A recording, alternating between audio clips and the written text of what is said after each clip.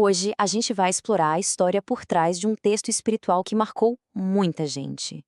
E olha, já vou adiantando, a origem dele é o oposto do que qualquer um poderia imaginar.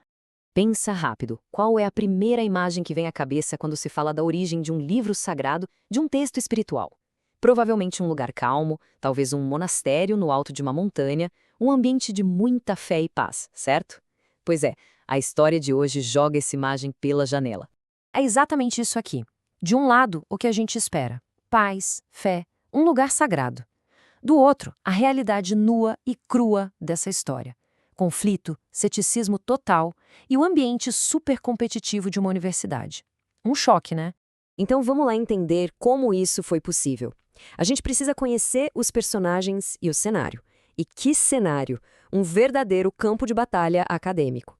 A nossa primeira protagonista é Ellen Schuckman. Pensa numa pessoa totalmente racional. Uma psicóloga super dedicada à pesquisa, com uma mente afiada, que só acreditava em dados e fatos.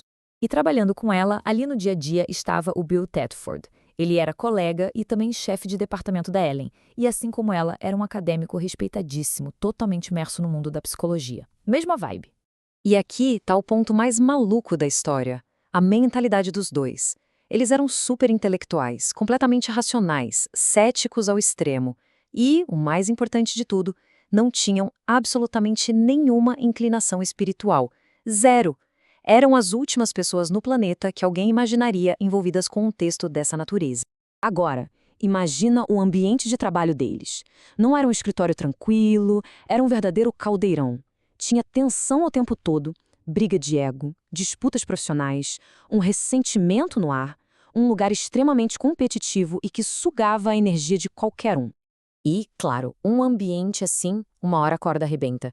E foi o que aconteceu. Chegamos ao ponto de ruptura. E tudo começou com um único pedido. Um pedido muito sincero. Bem no meio de toda essa confusão, de toda essa hostilidade, aconteceu um momento diferente. Não foi nada grandioso, não. Foi só um momento de pura honestidade, de vulnerabilidade, nascido do cansaço mesmo. E a frase que mudou tudo foi essa. O Bill, já no limite, completamente exausto daquele ciclo de briga, virou para Ellen e simplesmente disse: tem de haver uma outra maneira de viver isso. Mas atenção, é muito importante entender isso aqui. Essa frase não foi um despertar espiritual. Não foi ele virando um místico do nada. Foi um desabafo, um grito de socorro de alguém que não aguentava mais tanto conflito e só queria um pingo de paz. E essa frase, ela foi o grande ponto de virada. Foi o momento em que a ficha caiu. Foi a admissão de que o jeito que eles estavam lidando com as coisas, a competição, a desconfiança, a briga, tinha falhado.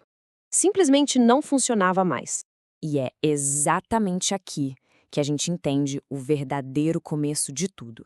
A semente desse movimento todo não foi plantada na fé, não. Ela nasceu do mais puro e simples esgotamento. Então, para deixar bem claro, a base de tudo que veio depois não foi um momento de iluminação, uma luz divina que desceu dos céus. Foi cansaço. A exaustão total com a situação em que eles estavam. E seguindo essa mesma lógica, o pré-requisito para que algo acontecesse não foi a fé cega, foi a abertura. Aquela simples disposição de pensar: será que existe outro jeito? Uma abertura que nasceu do desespero de não querer continuar no mesmo caminho de sempre. E isso tudo nos leva à lição central dessa história de origem maluca, que no fundo é um ponto de partida que serve para todo mundo, um ponto de partida universal. E a essência é essa. O verdadeiro começo, a verdadeira mudança acontece nesse momento de humildade.